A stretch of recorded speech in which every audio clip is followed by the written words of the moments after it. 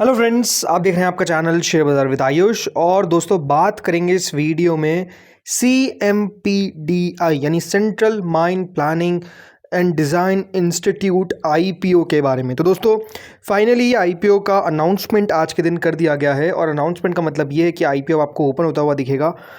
IPO के अंदर सबसे बड़ी बात क्या है कि दोस्तों, रखा गया है शेयर होल्डर कोटा। जी हाँ, शेयर होल्डर कोटा रखा गया है। तो इस वीडियो में ये समझेंगे कि कौन कौन होगा जो एलिजिबल रहेगा शेयर होल्डर कोटा के अंदर। कब मैंने कोल इंडिया लिया है तो मैं एलिजिबल रहूँगा, या फिर जो एलिजिबिलिटी का डेट है, एक्स डेट है, वो हम समझेंगे। तो ये वीडियो बहुत महत्वपूर्ण रहेगा, तो आप लोग ज़रूर देखिएगा पूरा।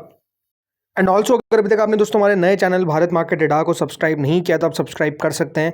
यहाँ पर दोस्तों हम मेजरली अब मार्केट रिलेटेड बात करते हैं। जिस तरीके से मार्केट्स में आपको लगातार अपडेट्स आते हुए देखने को मिल रहे हैं, खबरें आती हुई देखने को मिल रही है, बल्कि गिरावट भी आती हुई देखने को मिल रही है। तो अब सब याद रखिएगा, इस चैनल पर हम कवर करते हैं। हमने सोचा कि एक सेपरेट चैनल होना चाहिए फॉर द मार्केट, तो इसलिए याद रखिएगा हमने ये बनाया इस पर, क्योंकि हम मेजरली IPO रिलेटेड बात करते हैं। तो एक प्रॉपर चैनल इस पर हम मार्केट रिलेटेड बात करते हैं, तो आप चैनल को भी सब्सक्राइब कर सकते हैं। लिंक मैंने दोस्तों चैनल की डिस्क्रिप्शन में दे दी है, आप डिस्क्रिप्शन में जाके आपको लिंक मिल जाएगी, या फिर दोस्तों यहाँ पर जो आई बटन आएगा वहाँ पे आपको लिंक मिल जाएगी।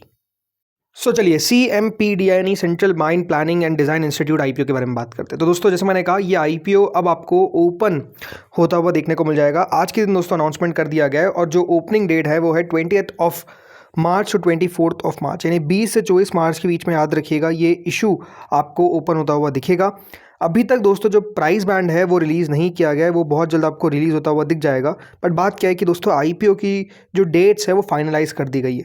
और IPO का डेट फाइनलाइज़ करने का मतलब ये है कि जो RHP है वो फाइल कर दी है, और इसका मतलब ये है कि अब जो शेयर होल्डर कोटा है वो भी दोस्तों यहाँ पर आपको प्ले करता हुआ दिखेगा। तो शेयर होल्डर कोटा कैसे प्ले करेगा? सबसे पहली बात तो ये बात ध्यान रखिए, CMPDI कोल इंडिया की सब्सिडरी है। किसकी? कोल इंडिया की। कोल इंडिया की दोस्तों पहले आपने सब्सिडरी आती हुई दिखी थी, जिसका IPO आया था अभी BCCL, Bharat cooking coal limited. और अब दोस्तों यहाँ पर आपको जो IPO आता हुआ दिख रहा है वो किसका है? वो है दोस्तों CMPDI का। ठीक है, तो पहले भी आपको बताया था कि CMPDI आने वाली है। अगर आप हमारे रेगुलर सब्सक्राइबर है तो मैं आपको 3 दिन पहले ही बता दिया था कि देखिए CMPDI IPO आने वाला है। तो जिन्होंने नहीं लिया है शेयर तो बिल्कुल वो ले ले। तो बिल्कुल दोस्तों, यहाँ पर आप कह सकते हैं कि अब ये जो IPO है वो आता हुआ दिख चुका है।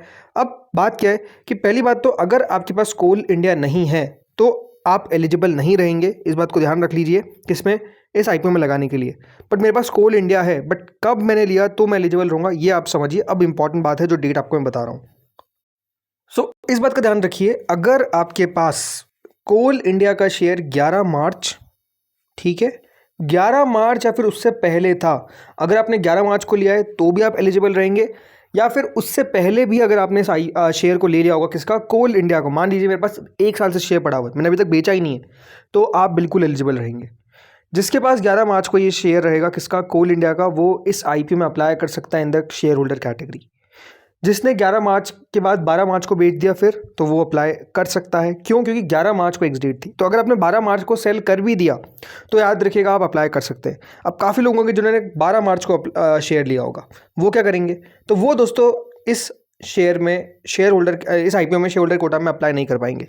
12 मार्च, 13 मार्च अगर आपने इस कोल इंडिया के शेयर को लिया है तो फिर आपकी एलिजिबिलिटी नहीं है, क्योंकि आपने एक्स डेट जो होती है, जो कट ऑफ डेट आप जिसको बोल सकते हैं, वो कट ऑफ डेट दोस्तों निकल चुकी है, वो 11 मार्च की है। तो फिर आप एलिजिबल नहीं रहेंगे। इसलिए हमने पहले कह दिया था कि एक शेयर लेकर रखे, अगर एक शेयर आप लेकर रखते तो भी आप एलिजिबल हो जाते। कोई मतलब नहीं है अगर आपके पास 10 शेयर है, 20 शेयर है, 100 शेयर है, जिसके पास एक शेयर होगा वो भी कोल इंडिया, जिसके पास कोल इंडिया का शेयर होगा, तो CMPDI IPO में अप्लाई कर पाएगा।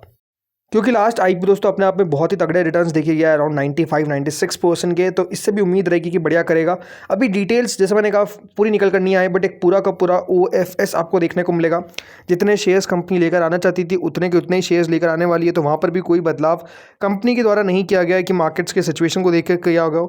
नो डाउट सबसे इंपॉर्टेंट बात है कि हम बात तो करें शेयर होल्डर की, लेकिन IPO का वैल्यूएशन क्या रखा जाता है वो बहुत ज़रूरी होने वाला है।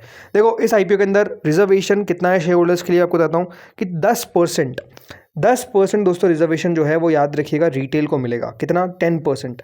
तो रिटेल के पास हिस्सा अच्छा है, 10% का रखना चाहिए। इसके अलावा बाकी कैटेगरीज में भी रिटेल को 35% मिलता हुआ दिख जाएगा। अब इस बात का ध्यान रखिए कि अगर रिटेल को हिस्सा दिया जाता है तो थोड़ा हिस्सा फिर कम भी होता है, मतलब 35% एग्जैक्ट नहीं मिलेगा, थोड़ा बहुत कम हो जाएगा, हर एक कैटेगरी के अंदर से कम होगा। इस IPO में 5 कैटेगरीज है, QIB, रिटेल, HNI और शेयर होल्डर और एम्प्लॉय। तो 5 कैटेगरीज इस आईपीओ के अंदर आपको देखने को मिल जाती है, तो ये भी अपने आप में अच्छी बात है। फिर एक और बात ध्यान रखिए कि आप शेयर होल्डर कैटेगरी में तो लगा ही पाएंगे, प्लस एक और कैटेगरी में अप्लाई कर पाएंगे, चाहे वो रिटेल हो या फिर एच एन आई।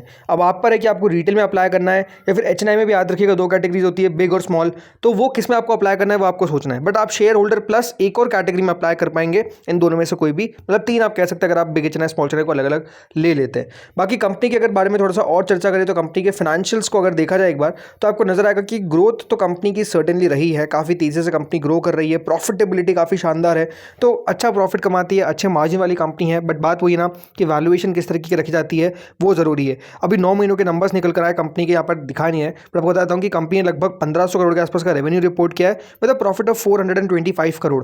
तो कंपनी ने ऑलरेडी 425 करोड़ का मुनाफा, याद रखिएगा, रिपोर्ट कर दिया है। एक क्वार्टर बचा हुआ है, तो वहाँ पर कितना बड़ा कंपनी रेवेन्यू करेगी वो देखने वाली बात रहेगी। बट ऑनेस्टली एक अच्छी कंपनी है। CMPDI है क्या? ये लार्जेस्ट कोल और मिनरल कंसल्टेंसी कंपनी है भारत के अंदर, जो प्रेफर्ड कंसल्टेंट है फॉर कोल इंडिया। तो इनको कोल इंडिया से भी बिजनेस मिलता है, इस बात का ध्यान रखना है। तो दोस्तों इस वीडियो में तो इतना ही था। जब सारी डिटेल्स निकल कर आएगी तो आपके साथ मैं वो वीडियो साझा करूंगा जिसमें प्राइस बैंड, डिटेल सब कुछ हम समझेंगे। इस वीडियो में तो इतना ही था। होपफुली आपको वीडियो बढ़िया लगा होगा। अगर अच्छा लगा तो लाइक कर देना, चैनल से पहली बार जुड़े सब्सक्राइब कर देना। Thank you friends for watching this video.